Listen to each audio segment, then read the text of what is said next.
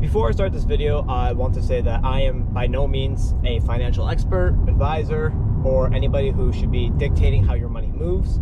So keep in mind that anything you do, take action on. If it's a gain or a loss, it is not on me. That is on you because you made the decision. Anyway, with that out of the way, thank you for watching, and let's begin. So most people don't understand money as a concept. They understand that money has a value, right? And if you're a numbers person, that will resonate with you a lot more than somebody who isn't. So understanding money as a number is pretty easy for some type of people. Other people, they understand it as a concept, as the means of trade. That's what money is. And a lot of people struggle with either one or the other. And even if they do know it, they often sometimes don't comprehend the full details and complexity of what money is. So to begin that, you want to think about money as a tool rather than something you work for, right? Think about it as rather something like a hammer or like a saw. It's something you use for something else, right? Because all money is a middleman for bartering, right? If I took out $20 right now, that'll end up being used to, buy food or maybe get gas. Literally anything. Because money isn't to be thought of as something you have to work for, something that's limited, because money is not limited, time is, which is a very important concept for people who want to understand money and become a money person, right? Because intrinsically, there's no value in a dollar bill besides psychological belief, right? If you don't understand this, The Creature from Jekyll Island, read that book. You'll understand everything perfectly. It's a long book, so you gotta have some patience. Read through it, or find some other means to understand the creation of money, because it's very important in order to actually get value from it, and then you'll resonate more with what I'm talking about. Oh my gosh, the sun. Anyway, so once you understand that, it becomes a lot clearer what money should be. It should be something that you acquire as a tool rather than something you work for as a resource, right? When you flip that mentality, you start to understand that it's no longer about how can I get someone to give me money, it's how can I give money to other people. Because value is money, right?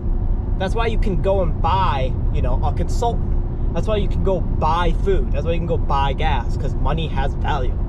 An intrinsic psychological belief that's implanted in people from the beginning. That is why money has value. So if money has value through psychological means, it takes psychological means to get the money that you may want, right? Now, by no means do I have $1 million, but if you have the basic understanding of how money really works, then you don't need to have $1 million right away. You could have it in a couple years, right? Most people, it takes forever for them to get $1 million, let alone to be able to actually use it properly. That's why you see lottery winners, right? If average people win the lottery, they burn through the money because they don't understand that money is a tool and not a resource. And the reason why I'm saying it's not a resource, because resources are things that you gather, right? Like gold, silver, diamonds. Those are things you gather, right? Money is a tool because you get it through giving, right? You don't get diamonds through giving them to somebody. You know what I'm saying? But you get money by giving value to someone else.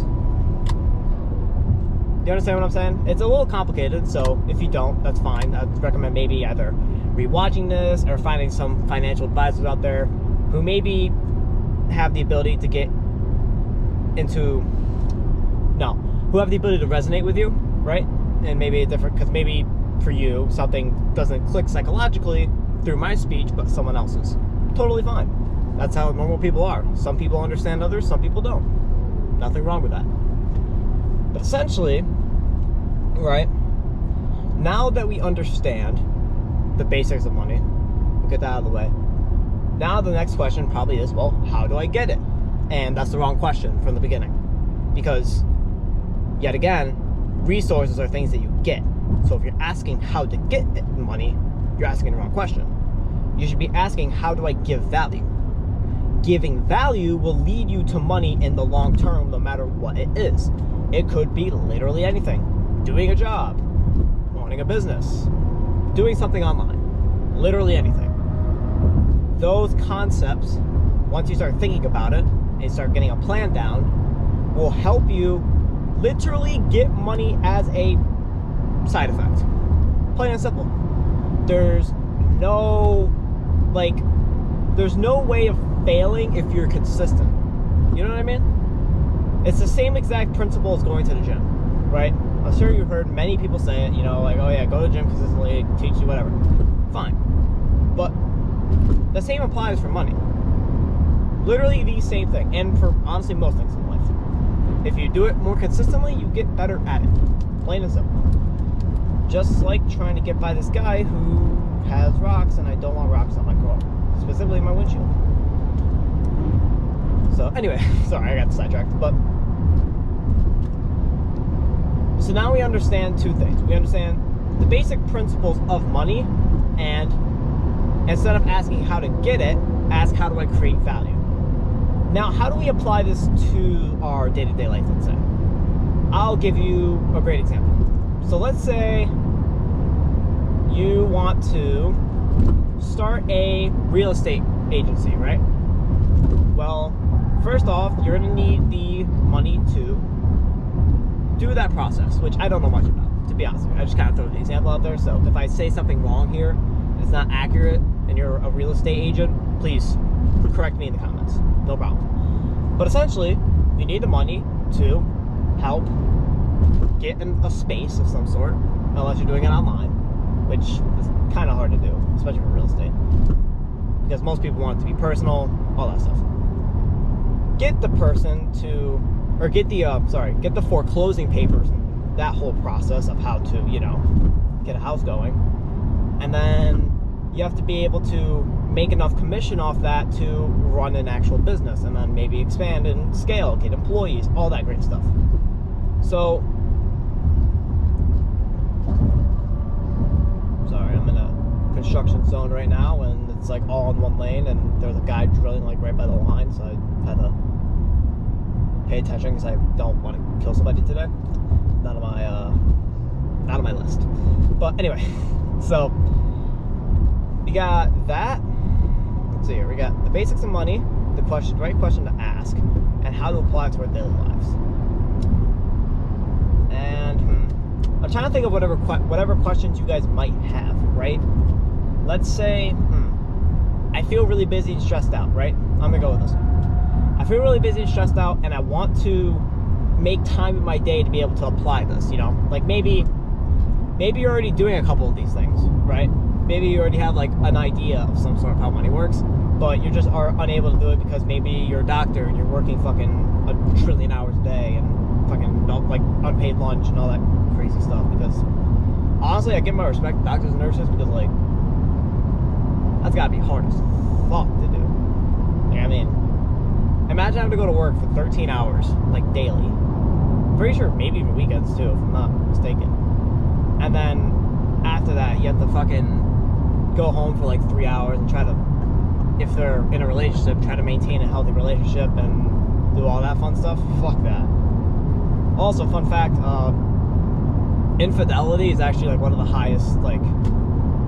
highest jobs that like are correlated with infidelity is doctors and nurses. I'm pretty sure. You can fact check me on that if you want, but anyway, enough of the fun facts.